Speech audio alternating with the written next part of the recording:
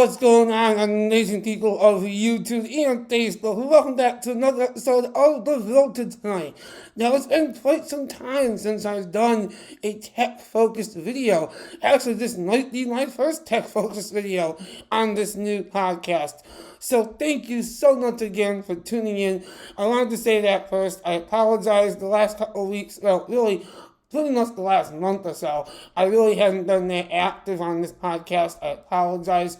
I was a little under the weather for almost a week and a half or so, or at least a good week. And no, it was not coronavirus, don't worry. It was just my sinuses acting up like they oftentimes do once a year or so, almost always around this time too.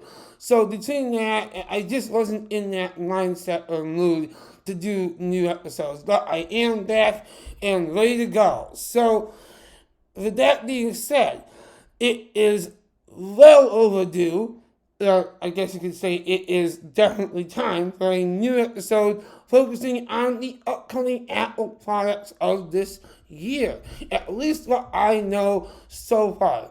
Now, again, these are all speculations and rumors, so don't take that with any real value.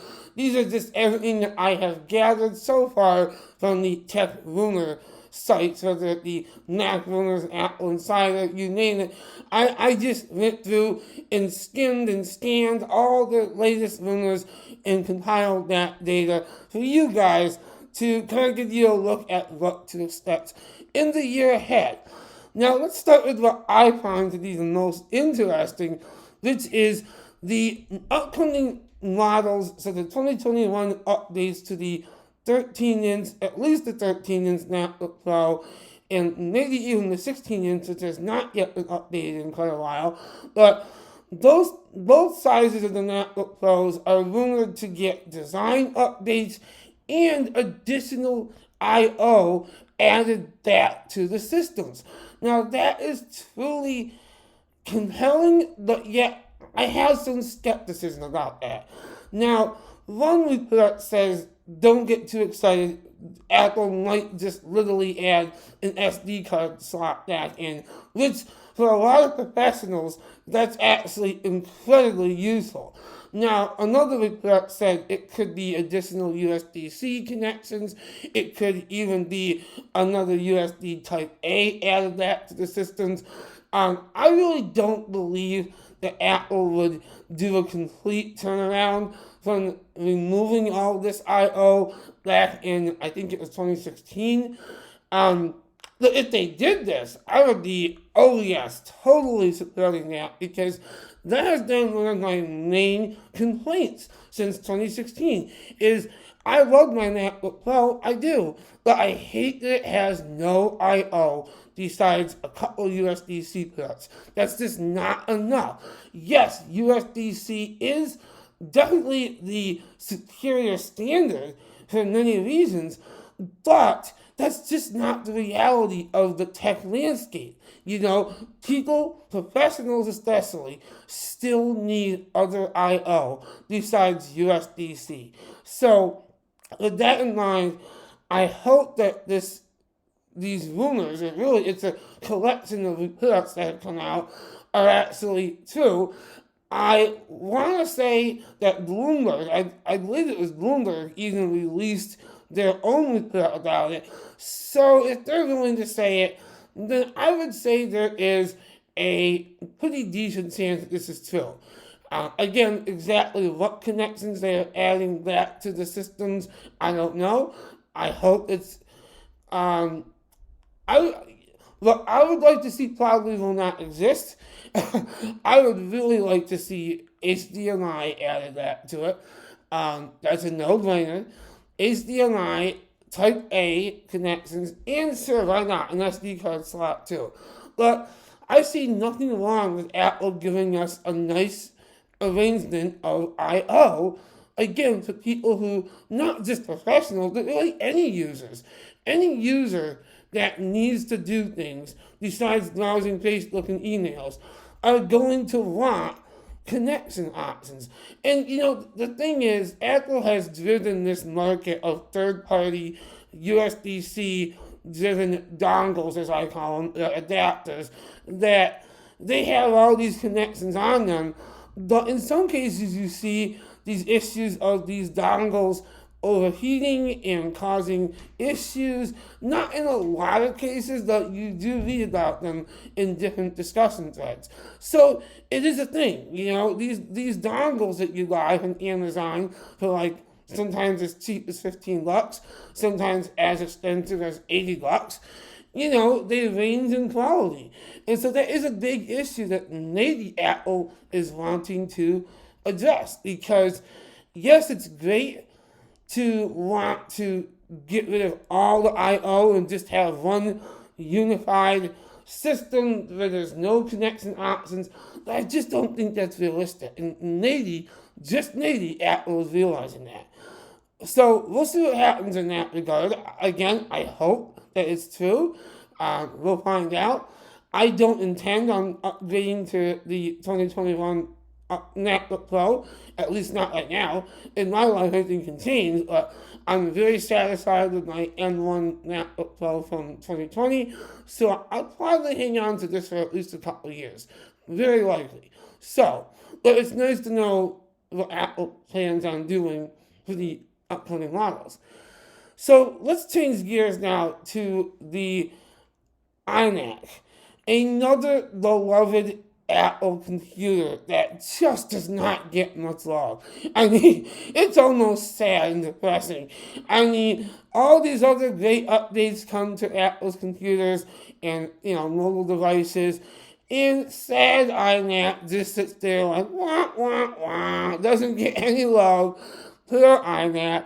Though this year, that might change though. It might change.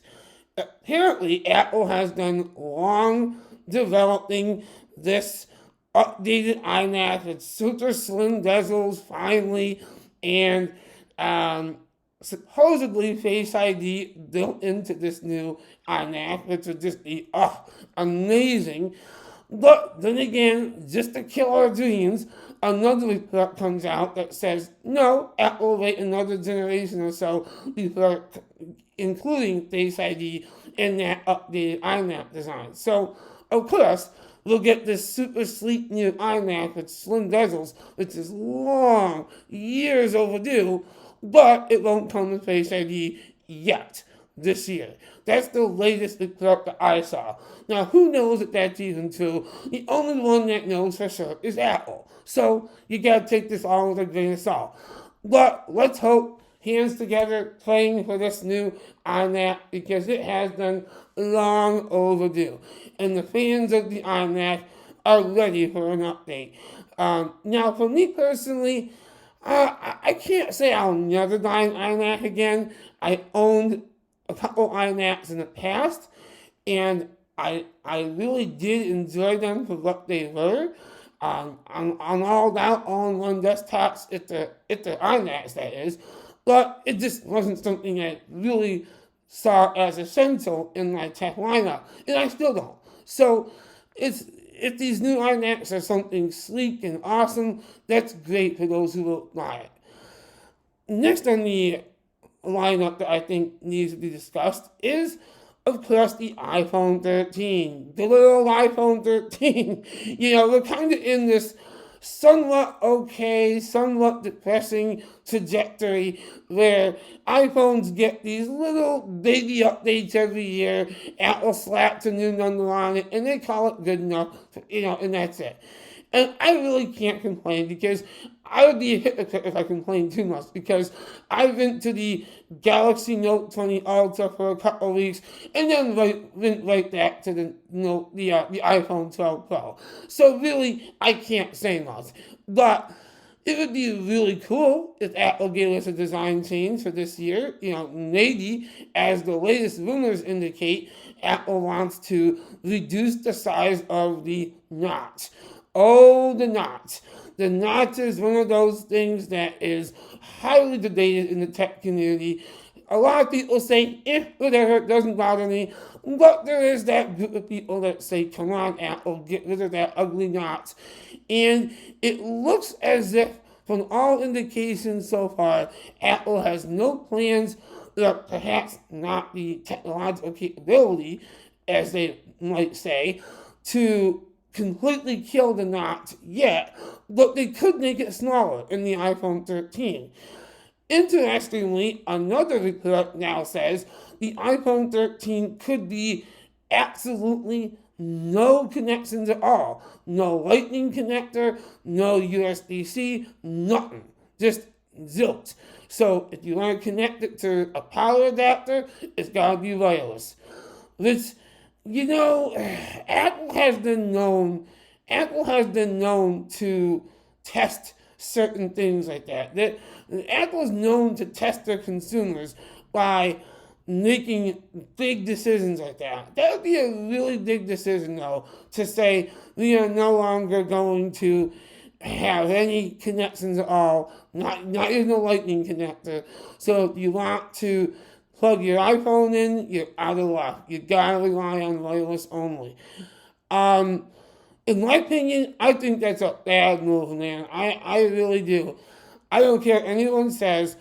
Just having only one option to charge it, and that option being wireless, it's just too soon. It's just too soon, and to me, it's foolish.